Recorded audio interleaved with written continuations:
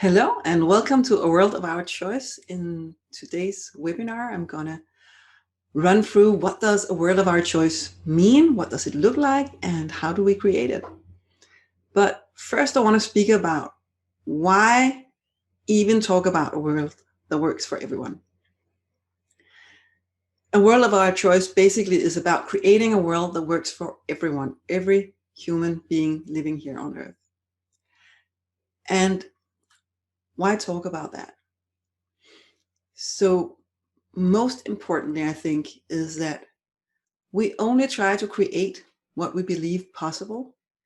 So if we're not talking about creating a world that works for everyone as a real possibility, we're not really going to strive for creating it.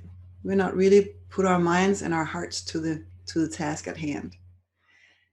And I'm so aware that we as human beings are super creative and we can make amazing things. We can travel into space. We can land robots on Mars. We can put a man on the moon. When we really dedicate ourselves to doing something, we can do it. And I want us to dedicate ourselves as individual people and as societies, as government, and as international places, that we commit ourselves to create a world that works for everyone. And I'm really seeing that we're already doing it some of the way. Like there are many initiatives working towards creating a world, and they have great results. Poverty has gone down. More girls than ever are going to school. Slavery is not comme il faut any longer. It's not okay to even want slavery, right? So I'm thinking like we're really evolving as a human species, and we are living in the best of times, but we may also be living in those times that is at the brink of crash and burn. And if we want to stay here and not extinct ourselves, I think we really need to dedicate ourselves to create a world that works for everyone as human beings, but also the ecosystem that we create a sustainable way of living here on Earth so that we can stay here, because isn't that what we really, really want? And I think it's really important that we talk about creating a world of our choice, a world that works for everyone, so that we start getting that people start getting that we're all co-creators, that we are co-creating our societies and our international, like the international scene, but by creating our individual societies, our individual nations, how we create those also have impact on international levels, and that we're all part of doing that. We're all part of creating whatever society we're in right now. We're part of creating it by our daily actions, by our way of relating to each other in our society, by the claims we do or don't make to our politicians.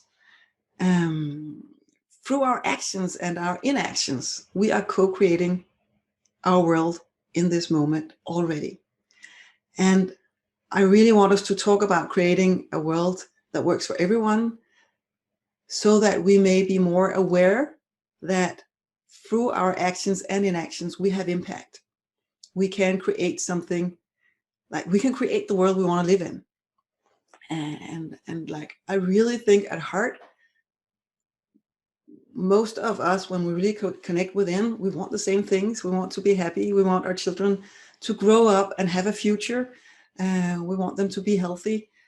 We want relative peace. We don't want to live in a war zone, any of us. People living in war zones don't really want that at heart, and people not living in war zones don't want that at heart. We want to live relatively safe lives and thrive, basically. And when we connect with that, instead of all the thinking about who should change their behavior, I think we have a real possibility of creating something radically new in our world. I also think it's important to have this conversation because only people who know they matter act as if they matter. And that is only when people realize that what they do and don't do has an impact, matters to the whole. They start to consider themselves a part of the solution. And many people already know this, and many people are kind of beginning to seeing it, but are not really seeing it yet. And the inactivity of the people who doesn't really see how they matter is part of what is still creating the problems, because old patterns, when we want to change those, we need momentum to create something new. And the more people who commit to go a new way, the faster the change will happen. So we really need to wake up everybody to the reality that they matter in this world, in their local societies, but also really globally, by how they act and like where they put their money, how they relate to the neighbors, how we speak to one another, how we bring up our children,